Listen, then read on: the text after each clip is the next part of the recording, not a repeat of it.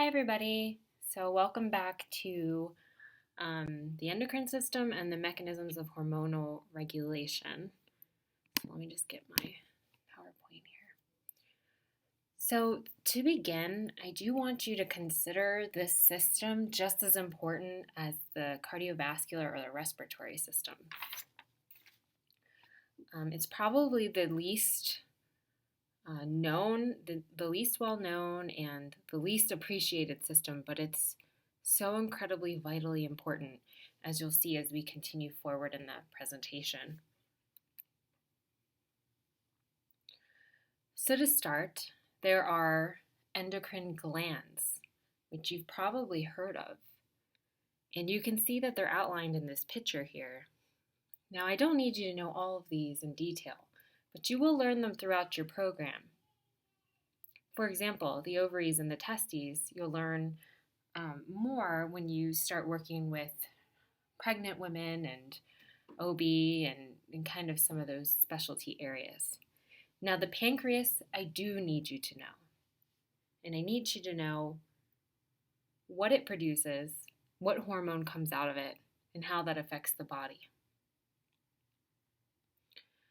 And as you guys probably remember, it's insulin, and insulin is going to have a dynamic and large impact on the body's glucose levels, specifically the amount of glucose that's traveling through our bloodstream, okay, and how it gets brought back into the body. Now travel all the way up, and you'll see the hypothalamus and the pituitary. Okay, these two are the big guns. They are the ones that the hypothalamus sends messages to the pituitary, who then sends messages to all of those other glands that you see below. The thyroid is very important. The adrenals are important. The pancreas is very important. Okay, we're gonna brush on a few of the others, but those are the ones that I want you to know.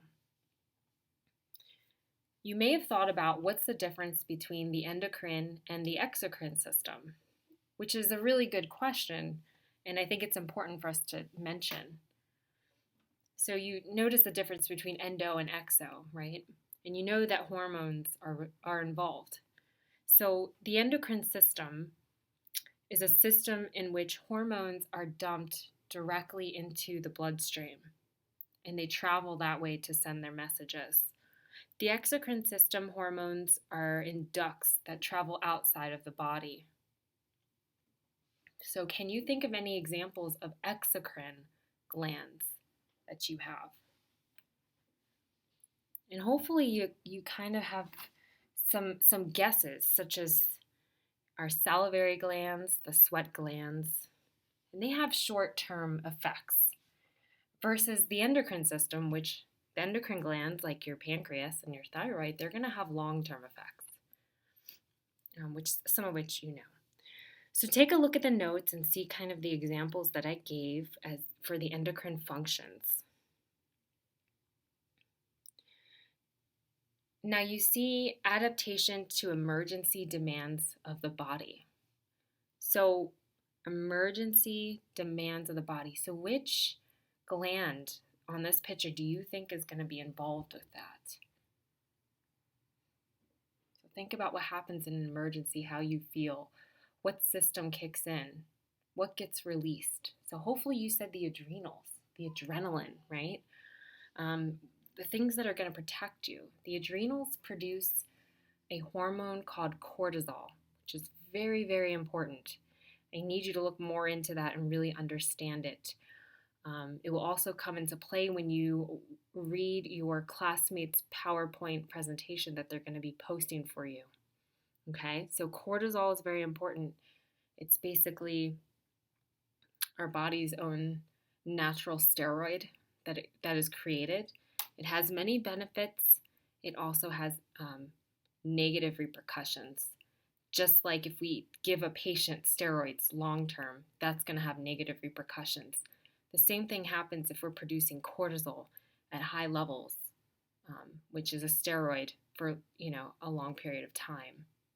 So if you guys are constantly in a high stress situation where you're in fight or flight all the time, this is an example of how you would be producing too much cortisol. Another function is coordination of the male and female reproductive system. So testosterone is a good example of some of the hormones that are secreted for that purpose. And then maintenance of the internal environment. That's really, in a lot of ways, seen with glucose control, with the pancreas and producing insulin. Okay. So it's important for you to understand how the endocrine system works with hormones.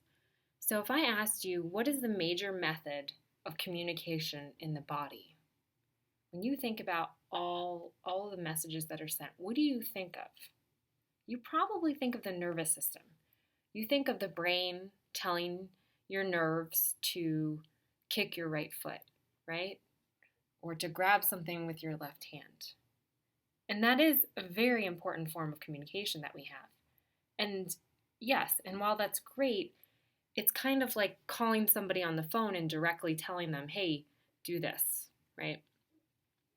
But when we have big situations going on in our body where homeostasis and equilibrium is being affected, we can't take the time to make a bunch of individual phone calls.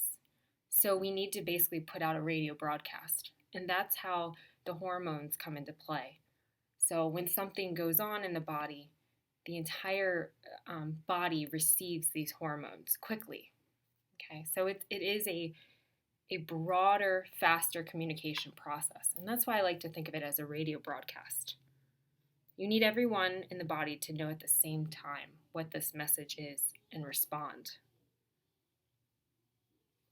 So your hormones are basically the signals, the messengers. Okay. So I want you to kind of take a look. So we're talking about regulation and release. Take a look at the line that says it affects only target cells with appropriate receptors. So this is really important for you to understand. While it is a big broadcast of information and the hormones get sent out throughout the body in the bloodstream, right? We remember that. At the same time, does every single cell in the body receive that hormone and respond? And hopefully you said no, because that would be crazy, first of all, and it wouldn't really work. But second of all, there are target cells. So target cells are cells that are specifically designed to receive that hormone. And that hormone will only fit into that target cell's receptors. Once it does, then that target cell will do its job, whatever it's being told to do by that hormone. A lot of times this is referred to as a lock and key system. So the hormone is a specific key. It's only going to fit into a particular lock, which is the receptor. The other thing I want to mention is that hormones are regulated by a bunch of different factors, but there's also something called negative feedback loops. And we'll give some better examples later on. So a negative feedback loop is important for you to understand generally in nursing. And a good example is if you have high levels of thyroid hormones circulating in your body will compensate by decreasing the amount of TSH. TSH is thyroid stimulating hormone, okay? So it's specifically a hormone that says, hey, thyroid, produce more of this thyroid hormone because you don't have enough. Or, hey, produce a little less because you have too much going on in the body. So that's a negative feedback loop. It's like the body detecting something is too high or too low and then doing the opposite. Okay, and that's used constantly throughout the body to stabilize the systems. So some other examples of how hormones are used to stabilize our system that are really, really interesting that I want to share with you are, for example,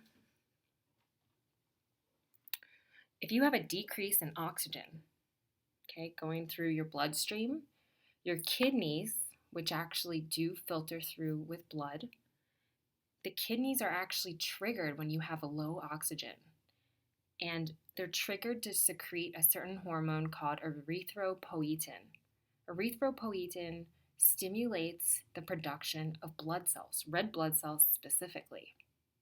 Without this hormone, we couldn't produce red blood cells.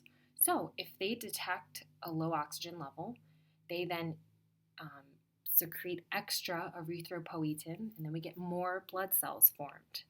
It's fascinating. It's very interesting.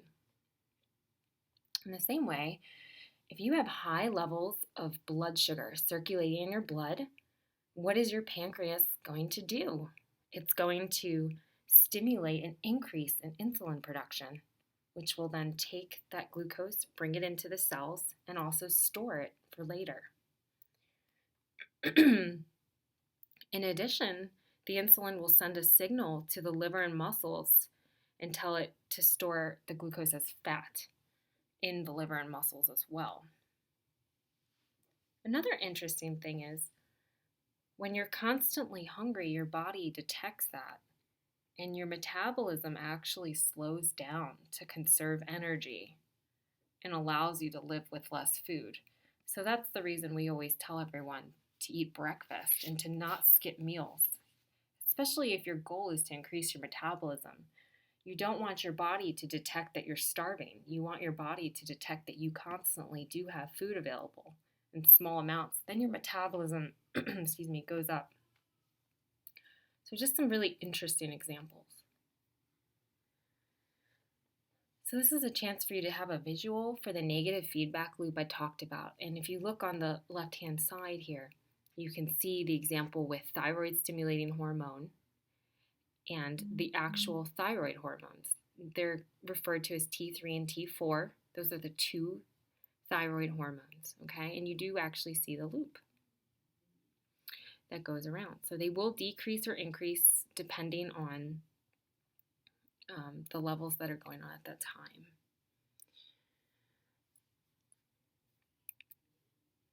Okay. So we already talked about the target cells and the lock and key mechanisms.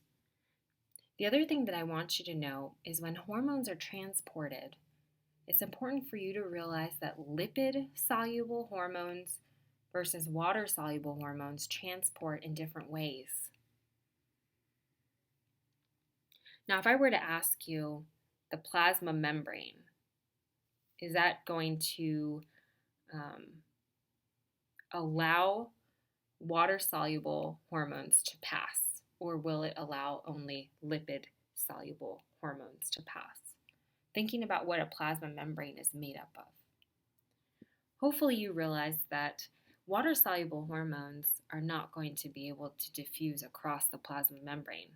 So instead, they're actually going to bind to surface receptors. So receptors that are on the plasma membrane on the outside of it. They can't pass through, so they just bind to those. So those are water-soluble. Lipid-soluble hormones actually can bind to a carrier, which allows it to diffuse across. Okay. Now, knowing that, which one do you think is going to have a longer acting response? The water-soluble or the lipid-soluble hormones? And hopefully you guessed lipid-soluble hormones. Those are going to have a longer acting response on the body, generally. Okay, so target cells, we discussed that. The other two things I want you to focus on the slide, they're very important, is knowing the difference between upregulation and downregulation, and knowing which one, how it's going to affect the receptors and when it would be used. So to start, upregulation means that those target receptors actually can increase. Okay, so it's actually an adaptation of the target cell where it decides to increase the number of receptors. So now you have a whole bunch. Downregulation is when the cell has a bunch of receptors and actually decides to adapt by making less receptors. So it takes quite a few of them away. Now, you probably get that. Here's where it gets a little harder. Let's take an example. A 42-year-old female presents to you with, I'll say, abnormally high levels of hormones. To adapt to the high hormone concentrations, the patient's target cells have the capacity for which of those that we just described? And the answer is actually down regulation. So let me explain why. So a good example is when we talk about type 2 diabetes. So remember what you guys said to me was the definition of type 2 diabetes is that you see insulin resistance. So we didn't really talk a lot about what that means. And insulin resistance happens because the body's exposed to such high levels of insulin constantly. Okay, so let's take someone who's recently become homeless. Now they're living on McDonald's food and sweets, the cheapest things that they can get, right? So their body can survive. Okay, and now their body is constantly pumping out insulin because they have these super high blood sugars at all times. Okay, constantly, the donuts, the white bread, very processed, spikes in the sugar. Okay, now the insulin will be increased for a while. Okay, and then eventually those target cells that the insulin connects to will down-regulate because they cannot possibly continue at that rate and speed and maintain health and function. So it responds by down-regulating and creating less receptors. So even though the insulin's coming through, less of that insulin is going to be plugged into those receptors because there will be less receptors. Okay, so it's a way for the body to kind of preserve function and preserve the pancreas and preserve the cells. And so now taking that same example, let's say that person who had this terrible diet, let's say they were able to get money and start eating healthier. Okay, and we want to know, well, how can we upregulate their cells so they don't have that insulin resistance anymore? How can we counteract that for these type 2 diabetics, right? So now they're eating better, and that's great. But what's one way that we actually can cause the cells to upregulate so that they are more receptive to the insulin of your body? And actually, the answer is exercise. If we have them exercise, their target cells will create more receptors and be more responsive to the insulin of their own body. And we actually can change that insulin resistance. So I just wanted you to know a good example and then also know that we do have hope for people with type 2 diabetics to be able to counteract that insulin resistance. It's really quite fascinating. Okay? You don't need to know all this. I just want you to know the difference between water-soluble hormones, lipid-soluble hormones. Give me a couple examples of each, and also knowing where are they received? So where do they attach to on the target cells? Are the receptors on the outside of the plasma membrane? Do they diffuse across? Okay, those are the differences that I want you to know.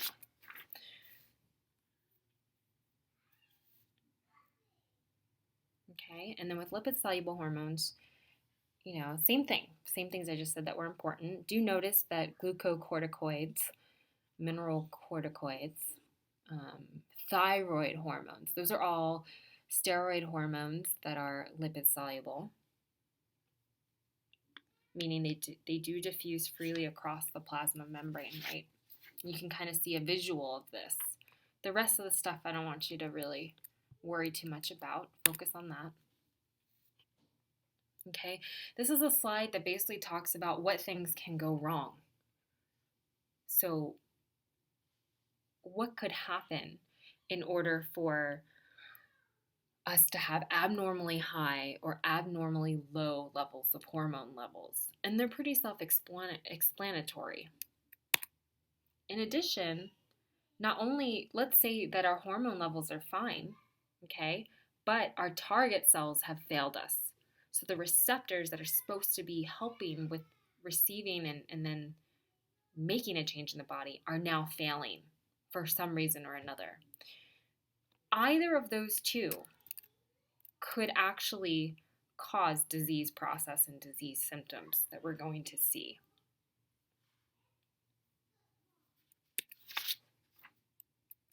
So make sure that you do read those and understand kind of the basics. And I guess, as you're thinking about that, what are some things that you could think of generally that can happen in the body that's going to cause some of, let's just use the pancreas, that could cause problems with the pancreas, And hopefully you think about tumors, okay? If you have a tumor on a certain gland, that can very much affect, it can decrease the function of the gland. Sometimes tumors even stimulate the gland to produce too much hormone. There's autoimmune diseases that we're going to talk about where the body attacks its own receptor cells or attacks its own glands, like attacks the thyroid gland. So autoimmune diseases can be a really big problem as well.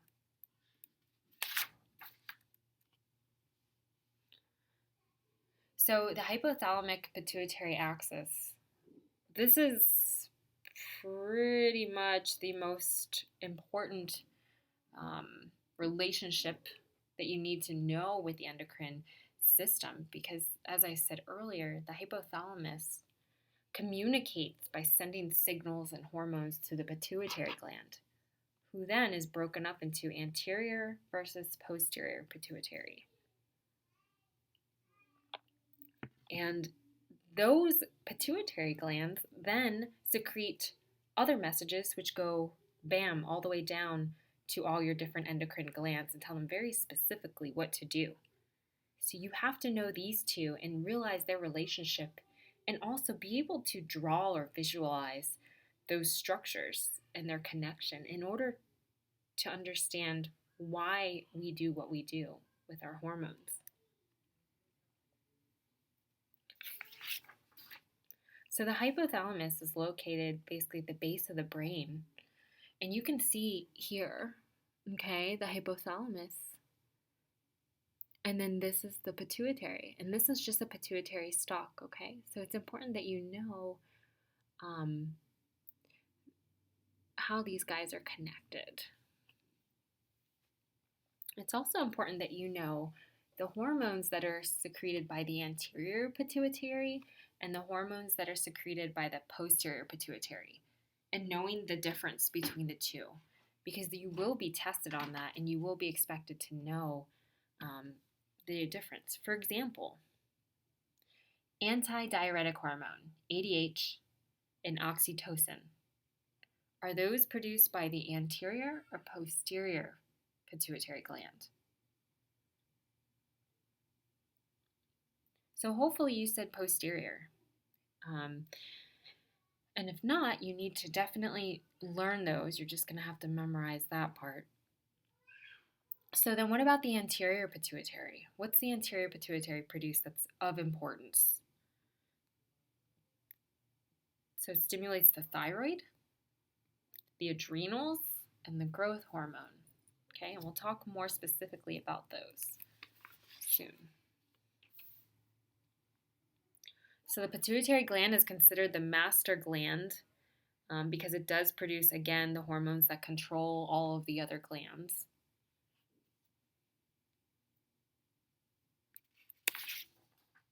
Okay.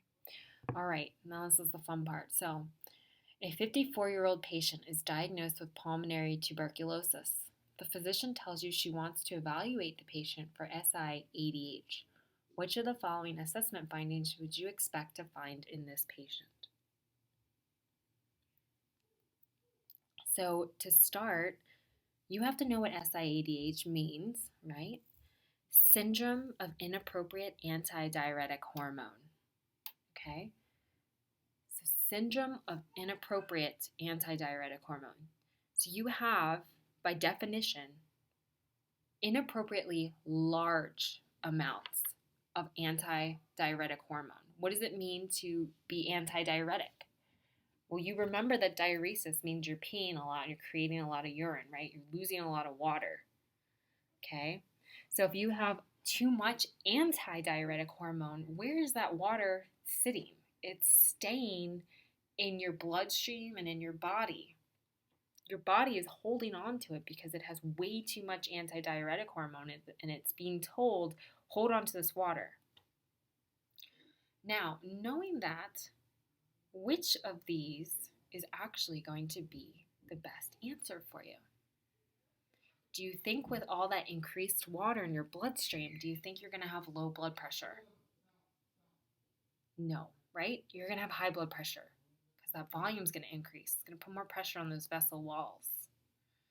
Okay?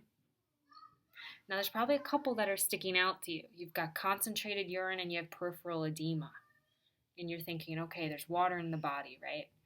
But do you think that water is going to be in the peripheral legs and arms? Do you think that's going to be the primary assessment finding you're going to find in this patient? Not so much, right? It's going to be central. It's going to be not necessarily in the periphery. And actually, with these patients, you see edema more centrally located in some of the spaces, interstitial spaces, centrally, but not so much peripheral edema. So then what about concentrated urine? Do you think you're going to see that in patients that are holding on to water? And the answer is yes. So ADH has a direct effect on the kidneys and a direct effect on the urine. So when we talk about ADH, whether it's too little or too much, I want you to be thinking about how the urine is affected, okay?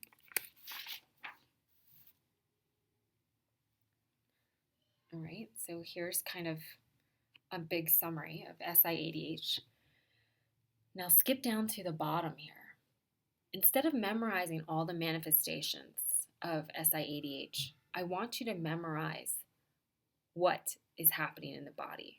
So you already know there's too much water in the bloodstream, right? Because your body's afraid to let go of anything. So you're going to have renal water retention, as you see here. And you're also going to have, and this is most important, hyponatremia. So why are you going to have hyponatremia in this situation? So you just had your electrolyte lecture last week, and you guys read about it. So you know hyponatremia means there's too little salt concentration in the bloodstream, right? So basically, if you have too much ADH, you're actually going to dilute your blood to the point where you're actually at a life-threatening, possibly life-threatening situation with hyponatremia. And then if you remember what happens with hyponatremia, you can get weakness, you can get nausea, vomiting, dizziness, muscle issues, all kinds of things, okay? So you can figure all of that out very quickly if you just remember how ADH works on the body. Okay, and hypoosmolality, we didn't talk about that in person yet, but osmolality, it means the amount of particles of solute per kilogram of water. So if you have hypoosmolality, that means you don't have many particles of some sort of solute per kilogram of water. So in this case, not a lot of sodium. Now, could you, with SIADH, also have lower concentrations of other electrolytes and things in your blood? Absolutely, because everything's being diluted. Okay, so let's see if you remember what we talked about. So ADH and oxytocin are secreted in the vascular system as active hormones by the, hopefully you said posterior pituitary. If you did, good job. So let's think about this. What happens if you have too little antidiuretic hormone? Okay, so too little. What's going to happen in your body? You're actually going to spill out tons of water, very dilute water. And that's actually what we see in something called diabetes insipidus. Okay, these patients are just spewing out water because they actually have too little ADH. Just to give you the flip side. So you remember the classic symptoms of type 1 diabetes.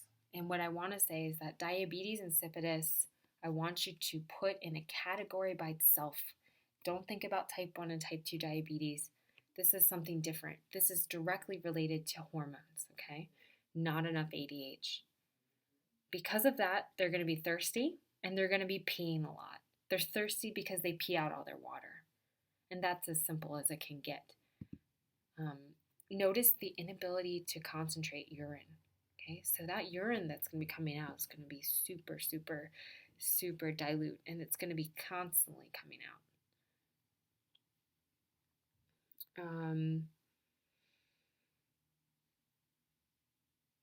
Over time, these patients tend to develop a very large bladder capacity. And the other thing I wanted to say is, how would their osmolality be then? Remember, the other one was hypoosmolality, hyponatremia. So what do you think you would see in this patient? You would see an increase in osmolality, so hyperosmolality. And the treatment for these patients tends to be, we do ADH replacement sometimes, and we have to hydrate them. You know, as crazy as it sounds, we have to give them that water back that they're losing. Okay. So again, posterior pituitary, you need to know the ADH and oxytocin. Those are the two big ones for posterior pituitary. So your 28-year-old female is recovering from the birth of her third child. Which hormone would help prevent uterine bleeding? For any women that have actually seen a birth or been involved in a birth, you would probably know this, and if not, hopefully you read it. But oxytocin. Oxytocin is a hormone that actually naturally makes our uterus contract, uterine contraction, okay? So that's one of the ones that we talked about. Okay, we already talked about the symptoms of excess ADH, right? And some of the symptoms with deficient ADH. So make sure you do review these as well. Make sure you understand them and you're able to read through them on your own. Now, a little review. A patient asks about target cell receptors. Which would be the nurse's best response? Target cell receptors for most water-soluble hormones are located in the, or I guess it should say on the, and the answer is cell membrane, right? Because the water-soluble do not diffuse across.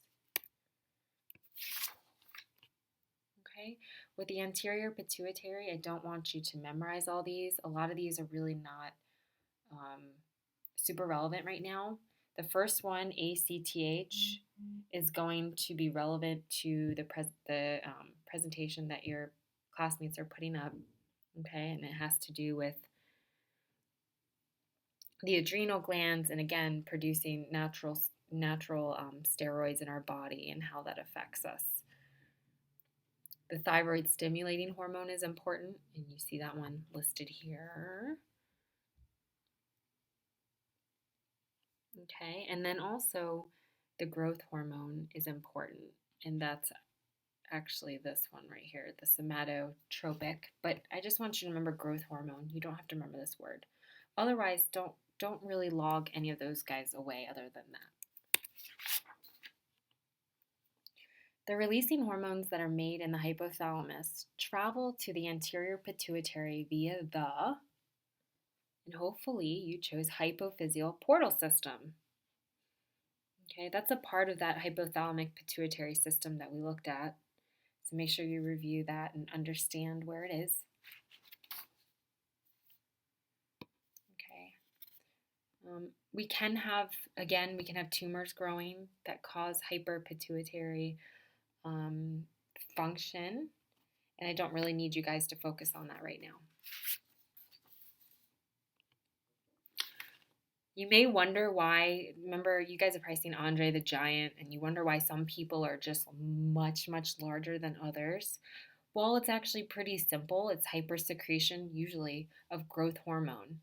So you see acromegaly, so everything's going to be large. Everything's going to be larger, gigantism, okay? And it's very interesting. Now, let's take the flip side. If you had hyposecretion of growth hormone, what kind of description would you call somebody with hyposecretion of growth hormone? And it's actually dwarfism. Dwarfism.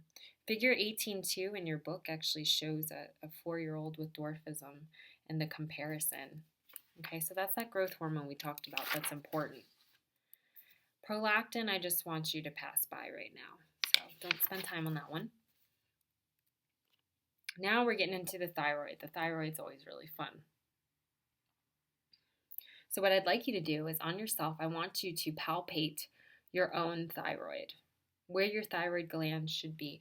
And notice that it's kind of like a bow tie looking gland on the anterior portion of your neck. And also notice here that we have a thyroid stimulating hormone, right? So that happens. In response to that, we then produce T4 and T3, most of which 90% of our thyroid hormones are T4. So sometimes when we're testing, if we have to pick one, we pick T4 that we're looking at.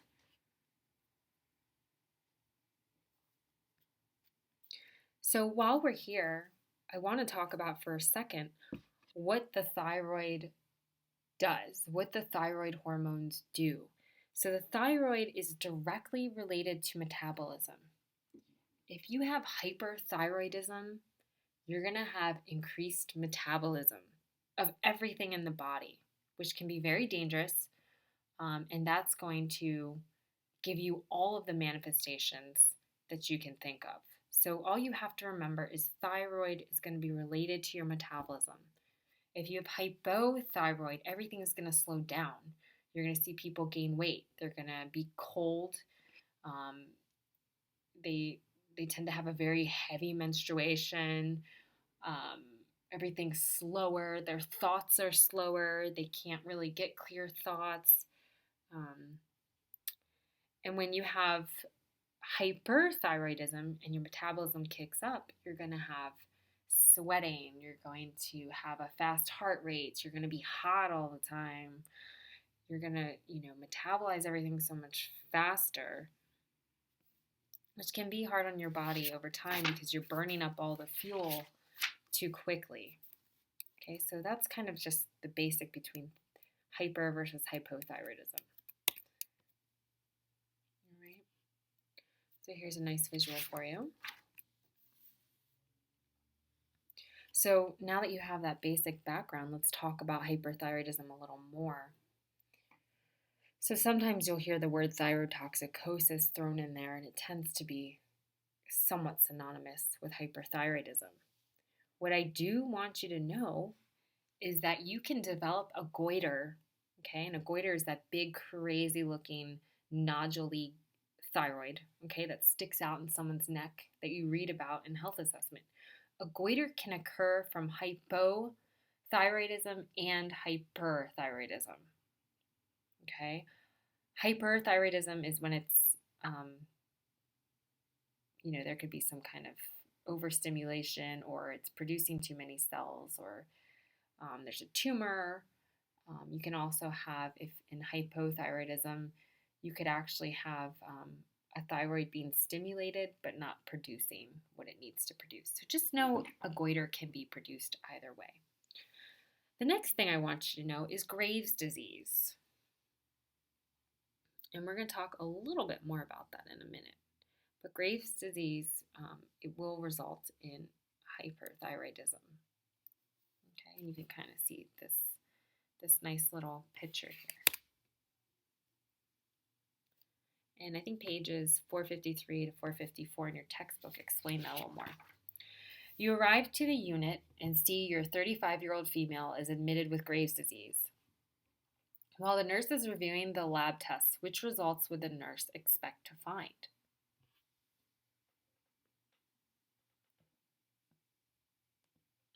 And if you're wondering what ectopic is at this point, ectopic means it's originating from an abnormal place, like an out of place. So nothing related to, let's say, that section of the body.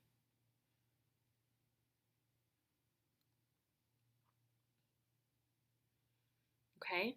So in order to answer this question, you have to already have known the pathophysiology of Graves' disease, which you need to know for your exams.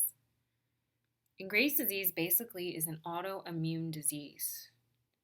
But the way that your body attacks is very interesting. So we create these antibodies that actually attack the thyroid stimulating hormone receptors. And in response to these antibodies, the TSH receptors actually start telling the thyroid to produce more thyroid hormone. It's really quite a strange phenomenon. So although the antibodies are attacking our TSH receptors, they're also stimulating them. So even though we don't have TSH fitting into those receptors, those antibodies fit in there. And then all of a sudden, the thyroid gets overstimulated and starts throwing out tons of T3 and T4. Okay, so that's what happens. So the correct answer in this situation is A. So what does a person with Graves' disease look like? Now, you may have seen somebody at some point in your lifetime where you were like, wow, their eyes look like they're poking out, and I can kind of from the side see them creating this protrusion. Okay, and you're like, that doesn't really look completely normal to me, and you're right. So that is a later finding, but you see that in Graves' disease. So Bernie Mac, if you've ever seen Bernie Mac, he also had this. His eyes also had the same thing, and it was from Graves' disease.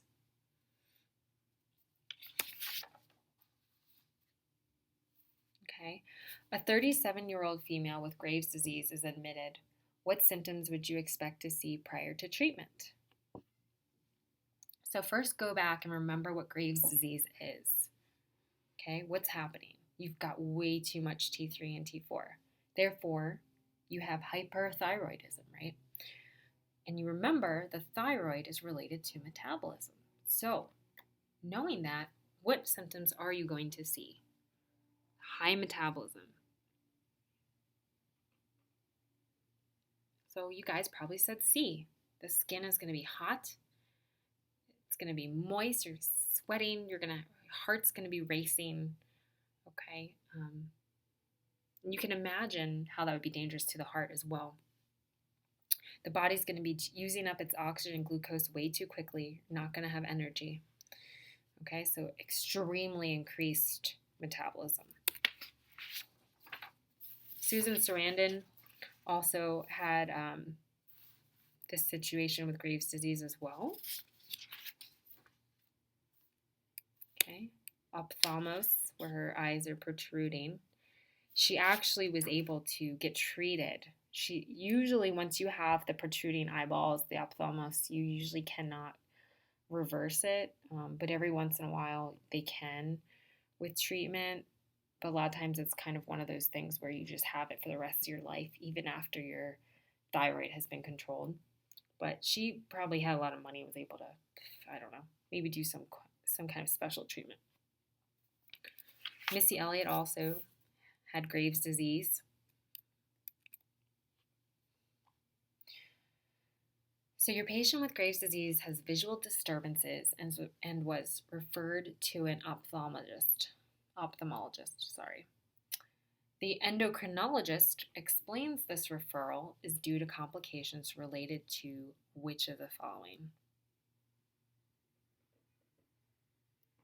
So, probably stood out to you, but orbital edema and protrusion of the eyeball called exophthalmos. Okay, that is the classic symptom of Graves' disease and hyperthyroidism. Okay, in addition to all the other symptoms we talked about already. Treatment is only effective with this, again, if it's an early treatment and if your body responds appropriately. So what do you think is the danger of not treating this particular eyeball protrusion? And as you can imagine, as the eyeballs continue to protrude and that orbital edema gets worse, the patient eventually cannot close their eyelids over the eyeball, which then the eyeball can dry out very, very quickly, and you can form ulcers in the eyes, and you could go blind. So worst case is blindness if it's not treated. Former President George Bush and his wife and their dog all had Graves' disease at the same time. It's kind of interesting. So if we have someone with Graves' disease and the thyroid's out of control, how do we treat that? And actually, we treat with something called radioactive iodine, which I would like you to, briefly look at and understand. But we basically kill off the thyroid gland is what we do.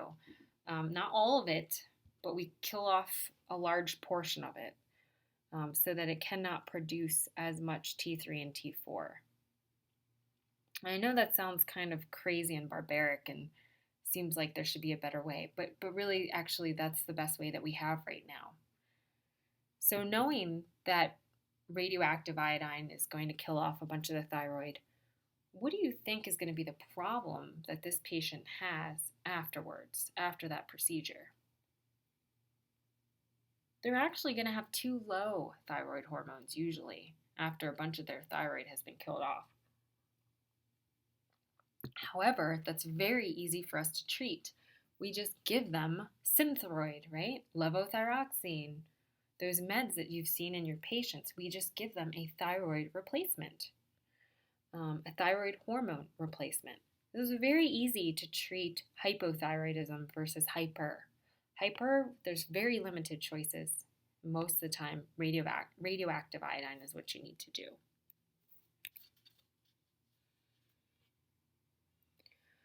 So now let's look at the flip side, hypothyroidism. There's something called Hashimoto's disease, which is actually another autoimmune disease, but in this case, it results in actually attacking the thyroid gland, whereas Graves' disease attacked the receptors, the TSH receptors, and stimulated them. This particular Hashimoto's actually attacks the thyroid gland itself, which causes it to swell and reduces its function. Therefore, it actually ends up not producing enough T3 and T4. And it is autoimmune, so it's your body attacking itself again. So now let's think about, what is hypothyroidism going to look like in manifestations? Think about the metabolism we talked about. So think about your metabolism isn't just not cutting it. It's way too slow, okay, across the board in your body. What are you going to look like? What are you going to talk about? Okay, you're actually going to have a poor appetite. Again, you're not metabolizing anything, right? You're also going to have weight gain. You're going to have cold intolerance. You're going to feel cold all the time. You're going to have fatigue constantly, constipation, because even your bowel and the motility through your intestines slows down completely. You're going to have, really dry skin. You tend to develop a puffy face, and I'll be able to show you a picture of that. Your heart rate slows down. Just like with hyperthyroidism, your heart rate sped up and you were really hot, right? In hypothyroidism, your heart rate slows down, your hair gets really thin. And what's interesting is you actually get very heavy menstruation. And I'm not sure if I said it, but with hyperthyroidism, when the metabolism is too high, your body actually stops menstruating. I think that is one of the only symptoms that I think is difficult to remember. But with hypothyroidism, you actually have very heavy menstruation on the flip. So different things can cause this. You could be born with an issue. You could have Hashimoto's disease. You can have a thyroid carcinoma. Okay, or you could have some other type of thyroiditis where your thyroid is just inflamed and not producing enough thyroid. A lot of times it can be idiopathic as well. So Oprah Winfrey was very vocal about her thyroid problems, so you may have actually heard her talk about her struggle with it, weight gain, and all of those things. Now, which do you think is more common, hyperthyroidism or hypothyroidism? So actually, hypothyroidism is more common. Hyper is more rare. So Kim Cattrall, she actually had Hashimoto's. And she actually developed it over the age 50. Sophia, I can't remember how to pronounce her, Vergara, she battled thyroid cancer. Okay, survived it. So here's that puffy face I mentioned that goes along with hypothyroidism. It's a classic sign. And this is actually called myxedema. It tends to be orbital edema, but you can see it in other places. What's interesting is when you research it, it's not fully understood why this happens, but connective tissue components and cutaneous and dermal layers basically get extra deposits in those areas, and you can see changes that are obvious like this. Okay. So moving forward with parathyroid glands, I don't want you guys to know more than one simple thing, which is how the parathyroid hormone affects the calcium levels in our blood and our bones. Okay? So that's all I want you to know. So it's sometimes referred to as PTH, parathyroid hormone. It regulates serum calcium. Remember, serum is going to mean it's in the blood. Okay, so it regulates serum calcium. So actually, if you have too much PTH, how much calcium are you going to have in your blood? Too much or too little? And the answer is too much. If you have too little PTH, you're going to have hypocalcemia. Okay, so I do want you to remember that about the parathyroid glands. That's about it. That's most important for your understanding. When you see labs in your patients, that is the most important. So take a look here. So you see your bow tie, right? Your thyroid gland. The parathyroid glands are these little guys right on top here. So they're small, but again, they're important, right? The amount of calcium in your blood is going to make a big difference on whether you have a dysrhythmia or not, and how your bones form, and many other things. Okay? And this is just another picture, not really one you have to log away. All right. Again, we just talked about this, and I think you got it. Now, into the fun pancreas. So the pancreas is actually an endocrine and exocrine gland, but for here, these circumstances, we're just talking about the endocrine gland. So what are the most important things here? Well, they're all important, but remember the beta cells. So when did we talk about these beta cells? What disease do we talk about where beta cells are completely destroyed? And hopefully you remember that was type 1 diabetes, where your body destroys its own beta cells in the pancreas. Therefore, no insulin comes out, right? So do know this relationship between beta cells and the production of insulin. What you might not know so well is what glucagon does. So the alpha cells in the pancreas produce Glucagon. Glucagon causes the liver to convert stored glycogen into glucose, which is then released into the bloodstream. So, what would stimulate glucagon secretion by the pancreas? What do you think? What environmental circumstance in the body would cause us to go ahead and release a bunch of this stuff? And hopefully you were able to think that through and realize that if you did not have enough glucose in your blood, your low blood sugar, that glucagon would actually be secreted. Okay, that way you could bring glucose into the bloodstream to be used. Okay, so those are the two I want you to focus on, those two.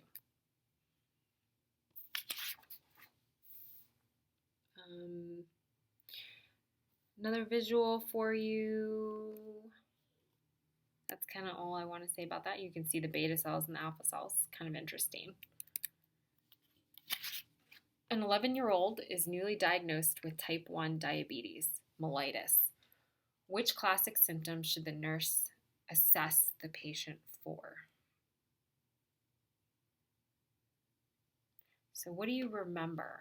So you've got this kid who's got newly diagnosed type 1, meaning it's probably out of control right now. What classic symptoms are we looking for? What is he going to tell you is happening? So you may have found a few interesting. Abdominal pain, sweet, fruity breath, dehydration, Kussmaul breathing, vomiting. Okay? So what is that describing? That's describing diabetic ketoacidosis. Okay? All right, so it's something to kind of log away. But what is the question asking? Is it asking what's the classic symptoms for DKA? No, it's asking the classic symptoms for type 1 diabetics. And the best answer is going to be your P's. The polydipsia, polyuria, polyphagia, and weight loss. Remember we talked about that in class together. And you do need to know what those terms mean and know how they're associated. Now, could you see these symptoms sometimes in type 2 diabetics? Yes, you could. You could, not nearly as commonly. Because again, type 2 diabetics, they produce some insulin.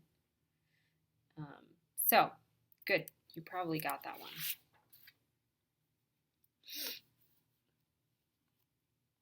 Okay, this is kind of a review. Again, we're focusing on insulin and how and why it's secreted and how it affects glucose uptake into the cells. Glucagon, we talked about, puts glucose back into the bloodstream.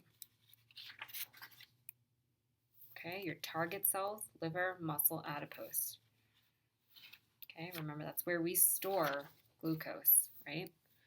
So we don't waste glucose in our body, if in a normal, healthy body. So if you saw this quiz question, insulin is regulated by, which one would you choose? Serum glucose levels, you are correct. Okay, type 1 diabetes, I'm not going to go through that right now because we talked about that earlier in class, but you do need to know it. Your 13-year-old male uses insulin to help control his type 1 diabetes. He tells you that he experiences hunger, lightheadedness, tachycardia, headache, pallor, and confusion during his gym class at school. The most probable cause of this is which of the following?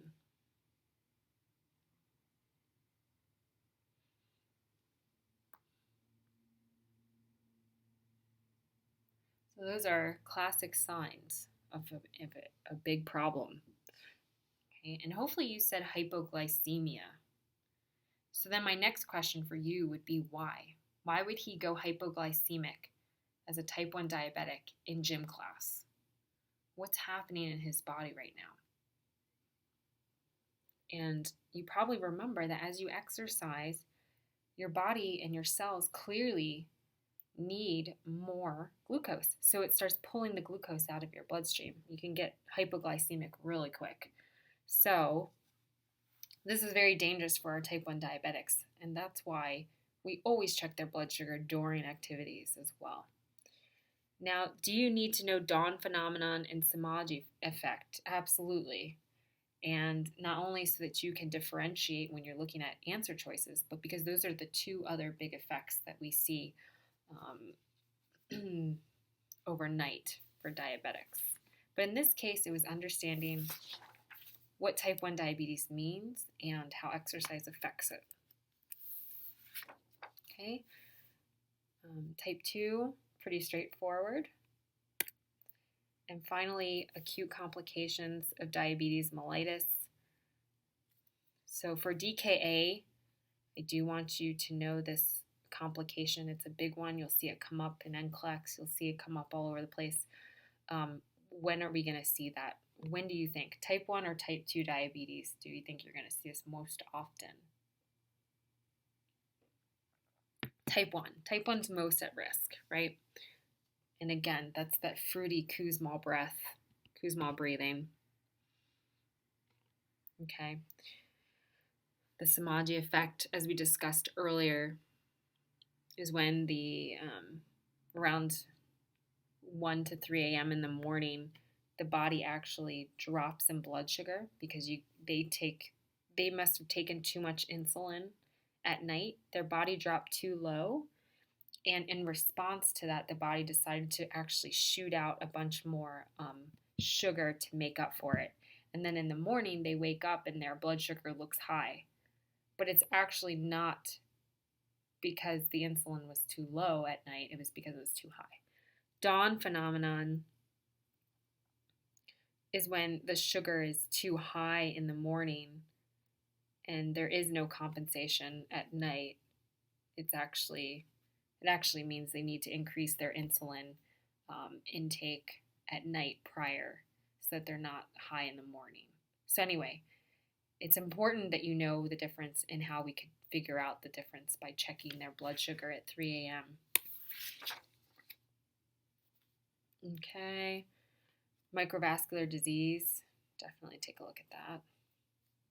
Diabetic nephropathy, retinopathy, you guys got those down. Okay, chronic complications of diabetes mellitus, such as microvascular and macrovascular diseases, are primarily related to,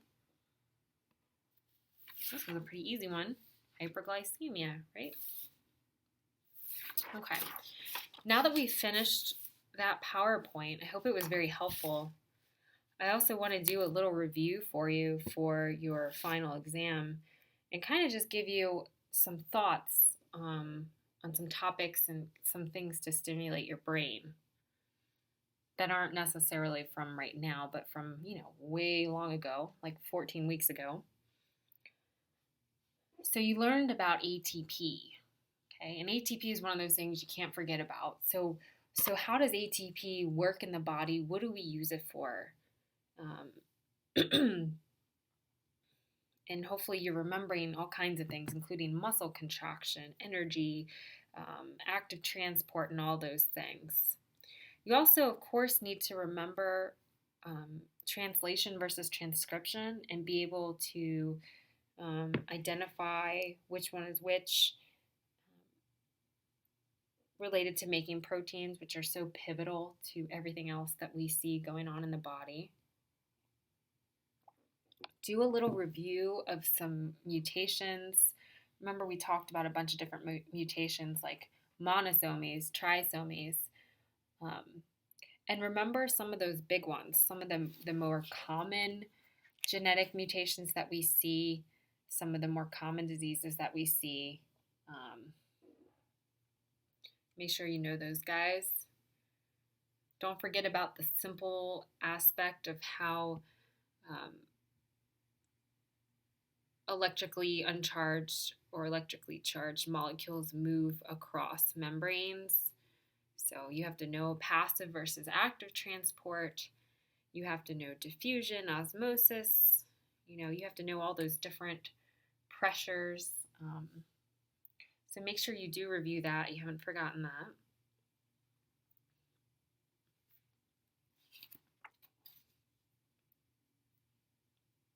A lot of you guys always kind of forget or get confused the predominant cations versus intracellular versus extracellular.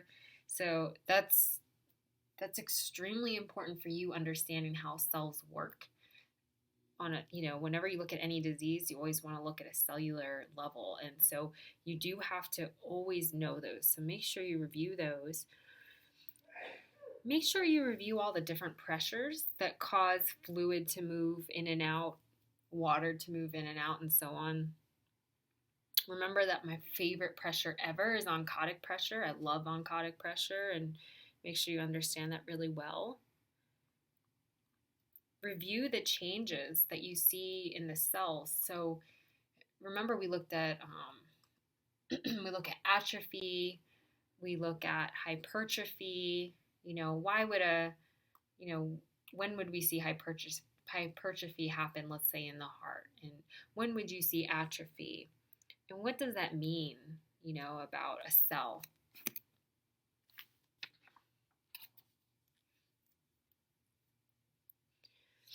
Remember to review, we looked at all those different types of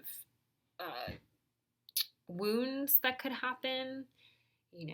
This is an incision wound, and, this is a puncture wound, and they each have different descriptions. So make sure, those are also really fun and interesting, but make sure you're able to identify which one's which and remember that for future, references.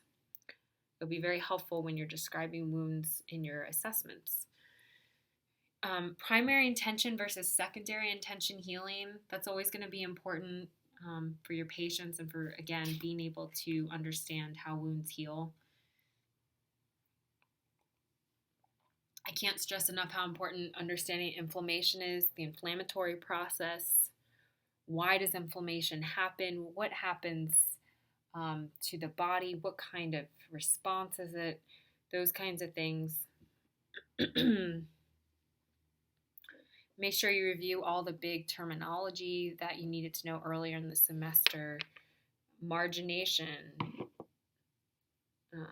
immigration, chemotaxis, diapedesis, apoptosis.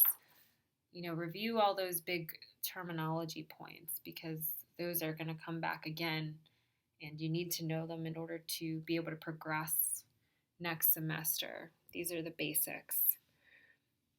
What happens when a cell is injured? We touched on that, and I think that that's something you do need to retain for future is, how when a cell is injured, what happens to it? What goes into it? What breaks down? What specifically causes that cell to eventually break up or die? So what happens? When we start getting into the respiratory system again, remember those the big terminology that we talked about, everything I told you to focus on. You, of course, have to understand surfactant because it's so crucial in understanding why our alveoli are able to pop open. Where are you going to find surfactant cells? Are they in the alveoli? Are they in the bronchi?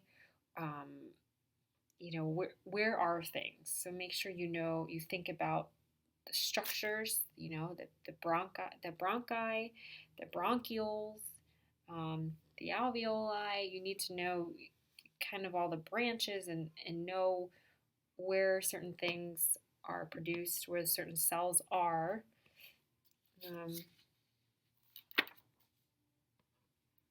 You have to remind yourselves of the big diseases in the respiratory system. You've got, pneumonia, you have emphysema, you've got PEs, pneumothorax,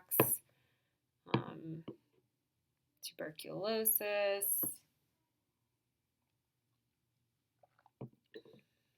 Okay, when you go into the heart,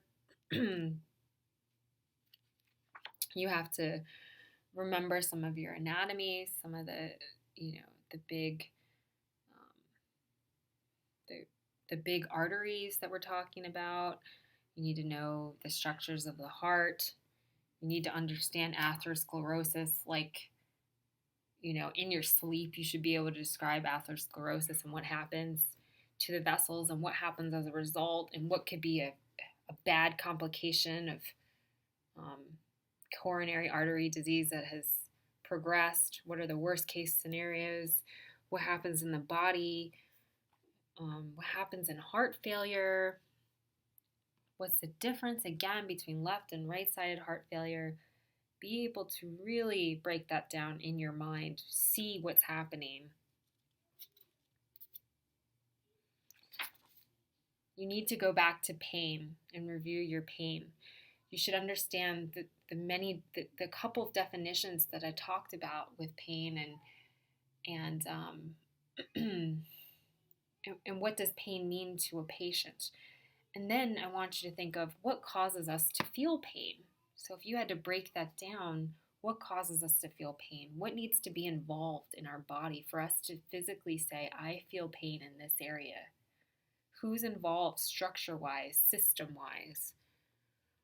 What are the different types of pain? How would we describe when someone tells us they're having this burning, tingling pain in their leg and they have type 2 diabetes? How are we going to describe this crushing, tearing elephant sitting on my chest, this pain where I can't breathe and I feel like my chest is being squeezed? How do I explain that? What's the difference between acute and chronic pain? What are some of the other types of pain that you could have? Let's say someone with an amputation. What's that going to be described by your patient as? How are you going to describe it? What kinds of repercussions do we see from chronic pain? Not just in the body, but mentally, socially, emotionally. What happens? What's that long-term effect on our bodies?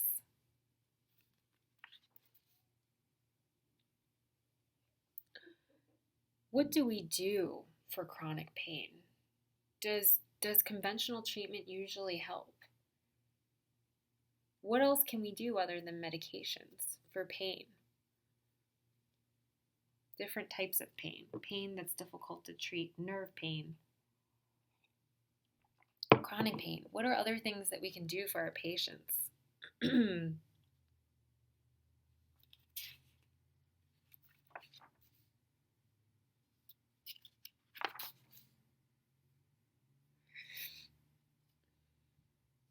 Remember to review all of the new diseases that you learned today as well, and really focus on the things I told you that are most important.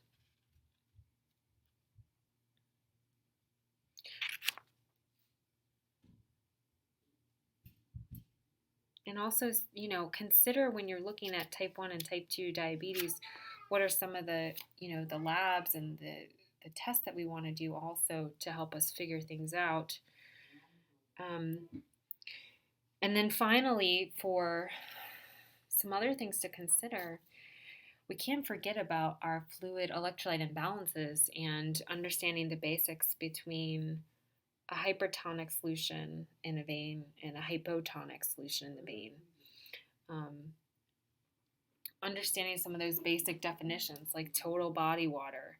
What are the changes that we see as we age with electrolytes, with the respiratory system, with the cardiovascular system? What is acid-base balance? We have to know the difference between respiratory alkalosis and acidosis versus metabolic acidosis and alkalosis. Remember that the respiratory acidosis and alkalosis is going to have to do with being able to breathe off the acid or not breathe it off, right? Because it's respiratory. So can we breathe out the CO2 or not?